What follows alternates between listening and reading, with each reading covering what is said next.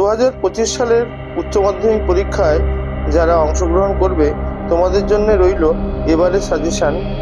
ভূমিরূপ গঠনকারী প্রক্রিয়া থেকে যে প্রশ্নগুলো আসতে পারে তার মধ্যে উল্লেখযোগ্য: সমুদ্র তরঙ্গের ক্ষয়কাজের ফলে গঠিত ভূমিরূপগুলি আলোচনা করো।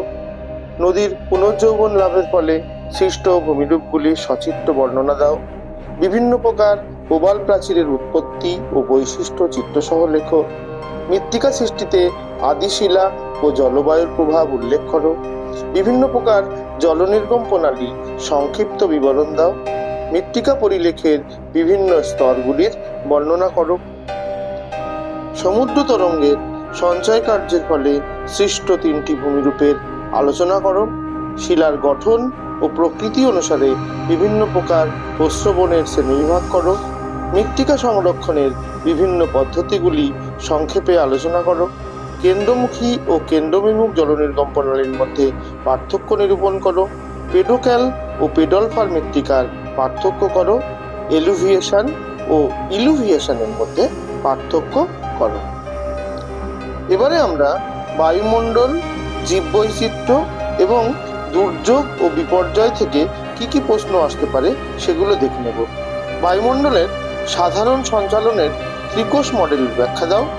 মৌসুমী জলবায়ুর উপর জেট বায়ু প্রবাহের প্রভাব বিশ্লেষণ করো। জীববৈচিত্র্য সংরক্ষণের কৌশলগুলি আলোচনা করো।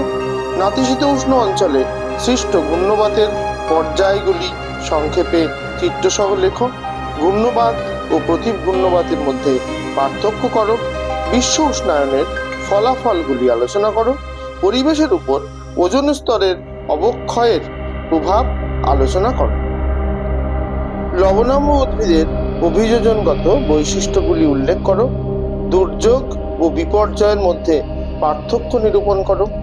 জেট বায়ু প্রবাহের জীবনচক্র এর পর্যায়গুলি আলোচনা করো। ওয়াকার সঞ্চালন বলতে কি বোঝো? আলোকপ্রিয় ও আলোক বিদ্বেষী উদ্ভিদের পার্থক্য করো। বিভিন্ন প্রকার জলজ উদ্ভিদের বর্ণনা দাও। এবারে আমরা অর্থনৈতিক ক্রিয়া, কৃষিকাজ থেকে যে প্রশ্নগুলো আসতে পারে সেগুলো দেখে নেব। ভারতীয় কৃষিতে সবুজ বিপ্লবের প্রভাব আলোচনা করো। শুষ্ক কৃষি ও আর্দ্র কৃষির মধ্যে পার্থক্য নিরূপণ করো। দক্ষিণ ভারতে কফি চাষের উন্নতির কারণগুলি কি? জীবিকা সত্তাভিত্তিক কৃষি ও বাণিজ্যিক কৃষির মধ্যে পার্থক্য লেখো। নীল বিপ্লবের সুফল ও কুফল আলোচনা করো। নিবিড় কৃষি ও ব্যাপক কৃষির মধ্যে পার্থক্য করো। শ্রীলঙ্কায় নারকেল চাষের উন্নতির কারণ উল্লেখ করো। মিশর কার্পাস চাষে উন্নত কেন? ব্যাপক কৃষি প্রধানত রপ্তানি ভিত্তিক হওয়ার কারণ কি? বাংলাদেশের পাট চাষের উন্নতির কারণগুলি কি? বিশ্ব বাণিজ্য সংস্থার কার্যাবলী আলোচনা করো। ব্রাজিলের আখ চাষের উন্নতির কারণগুলি লেখো। এবারে জানবো অর্থনৈতিক ক্রিয়াকলাপে শিল্প থেকে কি প্রশ্ন আসতে পারে। কাঁচামালের অভাব সত্ত্বেও জাপান লৌহ ইস্পাত শিল্পে উন্নত কেন? ভারতের খাদ্য প্রক্রিয়াকরণ শিল্পের উন্নতির কারণ কি? কানাডায় কাগজ শিল্পের উন্নতির কারণ উল্লেখ করো।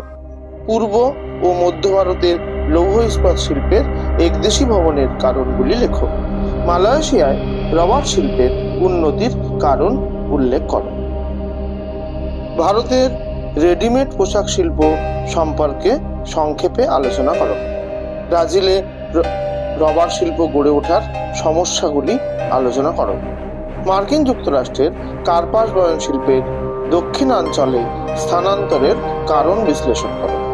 ভারতের পশ্চিমাঞ্চলে কার্পাস বয়ন শিল্প উন্নতির কারণগুলি কি? হুগলি নদীর উভয় তীরে পাট শিল্প গড়ে ওঠার কারণগুলি আলোচনা করো। এবারে জানবো জনসংখ্যা ও জনবসতি থেকে কি প্রশ্ন এবারে আসতে চলেছে। বেঙ্গালুরু ইলেকট্রনিক শিল্পে উন্নত হওয়ার কারণগুলি উল্লেখ করো। বৃহৎ ও ক্ষুদ্র পরিকল্পনা অঞ্চলের মধ্যে পার্থক্য করো। পৃথিবীর বিভিন্ন অঞ্চলে অসম জনবন্টনের কারণগুলি উল্লেখ করো। জনঘনত্ব ও মানুষ জমির অনুপাতের মধ্যে পার্থক্য করো। কলকাতা সহযোগী হলদিয়া বন্দর গড়ে ওঠার কারণ কি? গ্রামীণ ও পৌর বসতির মধ্যে পার্থক্য করো। গোষ্ঠীবদ্ধ ও বিক্ষিপ্ত জনবসতি গড়ে ওঠার কারণ উল্লেখ করো। বয়লিঙ্গ অনুপাত ও জনসংখ্যা পিরামিডের বৈশিষ্ট্য আলোচনা করো। ভারতের পরিকল্পনা অঞ্চলের স্তরক্রমের পরিচয় দাও। ভারতের নগরায়নের সমস্যাগুলি উল্লেখ করো। বিশ্বব্যাপী জনসংখ্যা বন্টনের উপর পরিব্রাজনের প্রভাব আলোচনা করো।